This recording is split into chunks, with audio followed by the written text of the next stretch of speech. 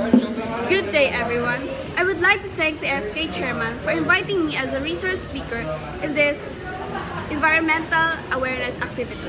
Today, I will be discussing the risk factors underlying disasters and how we can mitigate their effects. Disasters are natural or man-made events that can cause damage to property, infrastructure, and most importantly, human lives. They can be a cause of a variety of factors such as natural hazards, human errors, and technological failures. It's important for us to understand that these factors underlie disasters so that we can prepare ourselves and minimize the effects of such events. First factor that we need to be aware of is climate change. Climate change is a global issue that affects our entire planet. It is caused by emission of greenhouse gases, mainly carbon dioxide, into the atmosphere.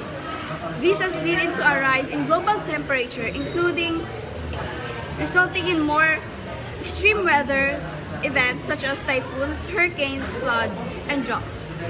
The effect of climate change are already felt worldwide, and it is important that we take actions to mitigate its effects.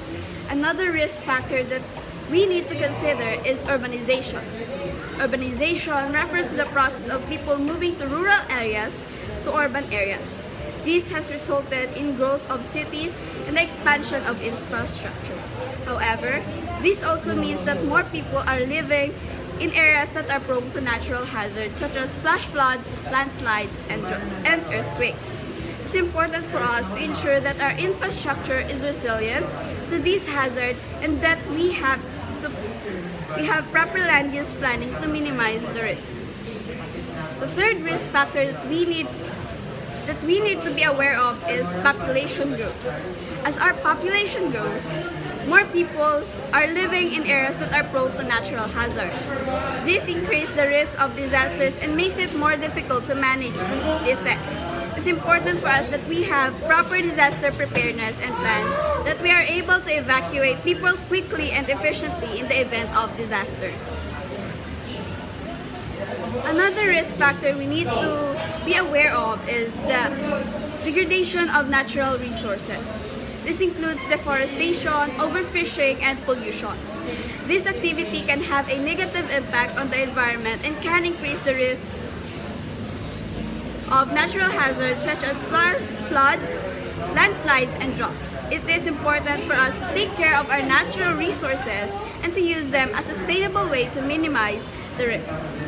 Lastly, we need to consider the risk factors associated with human activities. This includes things like industrial accidents, oil spills, and nuclear disaster. This event can have a catastrophic impact on the environment and can cause a long-term damage to human health. It is important for us to ensure that we have a proper regulations in place to minimize the risk of such events and to ensure that those who are held accountable. So how can we mitigate the effects of these risk factors? There are a few things that we can do. First, we need to ensure that we have a proper disaster preparedness plans in place. This includes things like evacuation plans, emergency supplies, and communication system. We also need to ensure that our infrastructure is resilient to natural hazard and we have a proper land use planning to minimize the risk. Lastly, we need to we need to take care of our natural resources. This includes things like reforestation, reducing of pollution, and sustainable fishing practices. By doing so, we can minimize the risk of natural hazard and ensure that our environment is healthy and sustainable. Lastly, we need to hold those responsible for human activities accountable for their actions. This includes things like enforcing regulations, holding companies accountable for their actions.